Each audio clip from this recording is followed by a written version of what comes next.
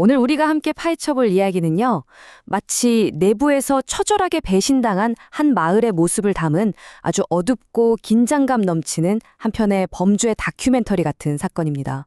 우리가 평소 알고 있다고 믿었던 역사적 사실들의 이면을 한번 제대로 들여다볼 텐데요. 본격적으로 들어가기 전에 여러분께 질문을 하나 던져볼게요. 미국 역사상 가장 끔찍했던 학교 대량 살상 사건 하면 어떤 게 떠오르시나요? 아마 많은 분들이 90년대 콜럼바인 총기 난사나 버지니아 공대 사건처럼 비교적 최근에 일어난 비극들을 먼저 떠올리실 겁니다. 그런데 말이죠. 여러분이 알고 계신 그 상식, 오늘 한번 깨보겠습니다. 정답은 놀랍게도 1927년입니다. 네, 맞아요. 무려 1세기나 전의 일입니다.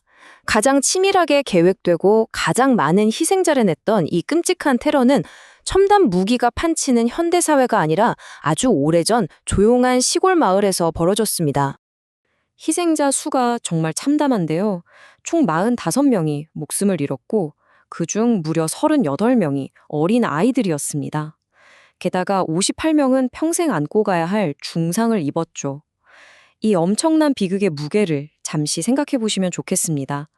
도대체 1920년대에 어떻게 이런 대규모 참사가 일어날 수 있었던 걸까요? 첫 번째 이야기, 평화로운 마을 그리고 비뚤어진 이웃입니다. 지금 자녀 키우시거나 뒷바라지해 보신 부모님들은 아마 100번 공감하실 겁니다.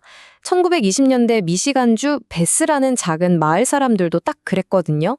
낡은 학교들을 합쳐서 번듯한 통합학교를 짓기로 하고 우리 아이들을 위해서라면 기꺼이 세금을 더 내겠다고 나섰습니다. 내 아이 교육을 위해서라면 허리띠를 졸라매는 게 부모 마음이잖아요. 그런데 이 숭고한 희생과 세금 문제가 한 남자의 병적인 분노에 불을 붙이는 기막힌 도화선이 되고 맙니다.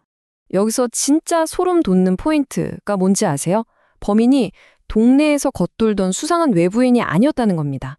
55세의 평범한 농부이자 무려 학교 이사회의 재무 담당자였던 앤드루 키오였습니다. 머리 좋은 전기 기술자였고 평소에 아주 깔끔하게 정장을 쫙 빼입고 다니는 꽤 존경받는 지역사회 리더였거든요.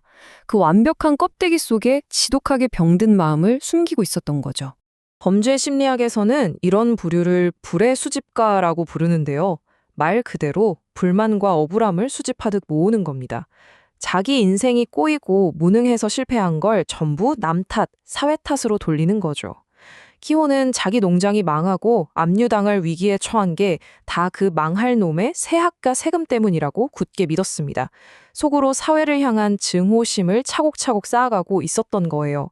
자, 그럼 주변에선 전혀 몰랐느냐? 끔찍한 위험 신호, 이른바 레드 플래그들이 있었습니다. 이 사람 평소에 분노 조절을 전혀 못했어요.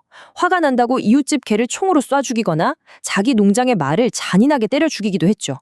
결정타는 1926년에 있었던 마을 허기 선거였는데 여기서 똑 떨어지고 나니까 엄청난 모멸감을 느꼈던 겁니다. 이게 그를 돌이킬 수 없는 괴물로 만드는 결정적 계기가 됐습니다. 두 번째 파트, 지하실에서의 1년, 그리고 주도 면밀한 계획입니다. 1톤, 여러분, 이게 대체 어느 정도 양인지 상상이 가지나요? 이 사건이 무슨 홧김에 저지른 충동적인 범행이 절대 아니라는 증거입니다.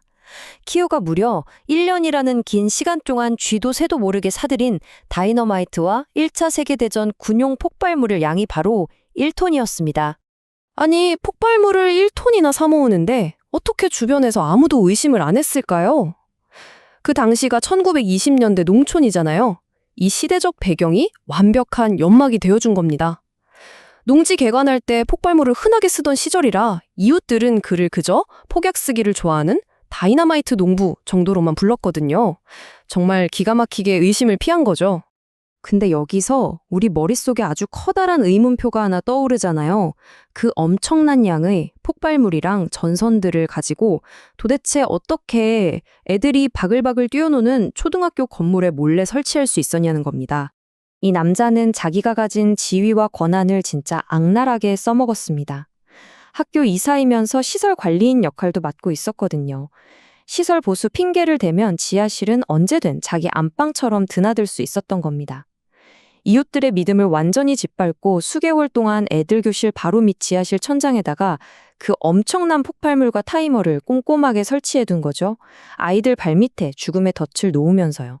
세 번째, 1927년 5월 18일 오전의 생지옥. 운명의 1927년 5월 18일 아침이 밝았습니다. 이 남자의 아침 행동은 그야말로 소름 끼치도록 치밀했습니다. 제일 먼저 둔기로 자기 아내를 살해합니다. 그러고 나서는 자기 농장에 불을 지르고 펑 터뜨려버리죠. 왜 그랬을까요? 바로 마을 사람들의 시선을 거대한 화재가 난 농장 쪽으로 확 돌려버리기 위한 철저한 미끼였습니다. 마을 사람들이랑 소방대원들이 불타는 키오의 농장으로 정신없이 달려가고 있던 바로 그 순간 학교 지하실에 숨겨져 있던 알람 시계가 마침내 작동합니다. 엄청난 괴음이 터지면서 학교 북쪽 건물이 거짓말처럼 무너져 내렸습니다. 평화롭던 아침 등굣길이 단 1초 만에 지옥으로 변해버린 순간이었습니다. 순식간에 콘크리트 더미가 무너지면서 그 밑에 수십 명의 아이들이 깔렸습니다. 굉음을 듣고 혼비백산 달려온 부모들은 피투성이가 된 맨손으로 미친 듯이 돌무더기를 파헤치기 시작했죠. 자식 키우는 부모라면 상상조차 하기 싫은 공동체 전체의 악몽이 눈앞에 현실로 펼쳐진 겁니다. 현장에서 부모들이 오열하고 처절하게 아이들이 구조하고 있는데 그때 트럭 한 대가 진입합니다. 네, 바로 앤드류 키고였습니다. 도와주러 왔을까요? 천만에요. 트럭 뒷좌석에는 다이너마이트며 날카로운 못, 쇠조각, 낡은 기계 부품들이 잔뜩 실려 있었습니다. 괴물이 자기가 만든 생지옥에 마무리 작업을 하러 돌아온 거죠. 여기서부터가 진짜 끔찍한 클라이맥스입니다. 현장에 온 키오는 평소 앙숙처럼 지내던 에모리 하이크 교육장을 자기 트럭 쪽으로 부릅니다. 그러곤 트럭 뒤에 실린 폭발물을 향해 소총을 쏴버리죠. 거대한 폭발과 함께 교육장은 물론이고 구조를 돕던 이웃들 그리고 자기 자신까지 그 자리에서 산산조각이 났습니다. 현대에 일어나는 차량 자살 폭탄 테러의 원형이 바로 이때 등장한 겁니다. 그런데 여러분, 정말 오싹한 건 공포가 여기서 끝이 아니었다는 겁니다.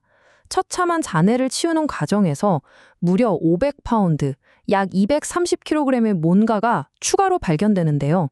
학교 남쪽 건물 지하에 묻혀있던 폭발물입니다. 다행히 터지진 않았죠.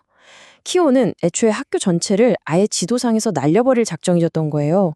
단지 연결해둔 배터리 전력이 떨어져서 기폭이 안 됐을 뿐이었죠. 이 폭발물까지 터졌다면 어떻게 됐을까요? 최소 200명이 넘는 아이들이 떼죽음을 당했을 겁니다. 배터리 결함이라는 정말 어처구니 없는 천운이 더 거대한 대학살을 막아준 셈입니다. 마지막 네 번째. 괴물은 어떻게 만들어지는가? 폭풍이 지나간 뒤 우리는 묻지 않을 수 없습니다. 도대체 무엇이 그 평범해 보이던 이웃을 괴물로 만들었을까요? 사건 후에 키오가 불태워버린 농장 울타리에서 팻말이 하나 발견되는데요. 거기엔 이렇게 적혀 있었습니다. 범죄자는 태어나는 것이 아니라 만들어지는 것이다. 이 살인마는 자기가 저지른 그 악랄한 짓거리조차 끝까지 사회 탓, 환경 탓으로 돌리려 한 겁니다. 자기 실패를 감추기 위한 전형적이고 찌질한 망상이었던 거죠. 자, 오늘 이야기를 마무리하면서 우리 현실을 한번 돌아보게 되는데요. 100년 전 앤드류 키오의 그 뒤틀린 심리는 요즘 뉴스에 시도 때도 없이 나오는 은둔형 외톨이 범죄나 묻지마 테러 범인들의 모습과 소름 끼치도록 똑같습니다. 누군가를 향한 맹목적인 원망과 분노의 시대. 우리는 과연 끔찍한 비극이 터지기 전에 평범한 얼굴을 하고 우리 주변에 숨어있는 불의의 수집가들을 알아채고 막아낼 수 있을까요? 오늘 이 묵직하고 뼈아픈 질문을 여러분께 남겨드리며 이야기 마치겠습니다.